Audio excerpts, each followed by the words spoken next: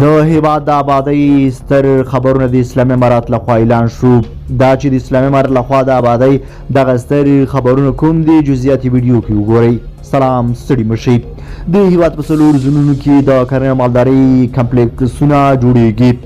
د کرنې او مالدارۍ وزارت وایي چې د هیواد په څلورو ځایونو کې د کرنیز سکتور د معیاري کولو لپاره په نړیوال معیار برابر کرنیز کمپلیکسونه جوړ شي.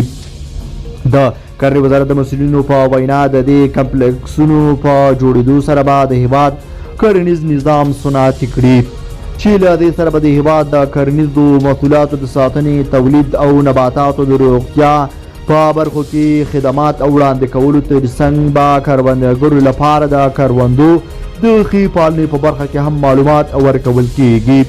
د کرنې او مالدارۍ وزارت زیاتوي چې په دې ځمکو کې به په میلیارډونو افغانۍ پانګونه ترسره شي او همداراز به زرګونو هیوادوالو ته د کار زمینه برابره شي. تاسو یې په اړه څه نظر لرئ؟ په دې اړه مره سره خپل نظر کمنټ کې شریک کړئ. درنو لیدونکو له عملتیا ومننه چې موږ سره تر بیا ښه وخت ښې چارې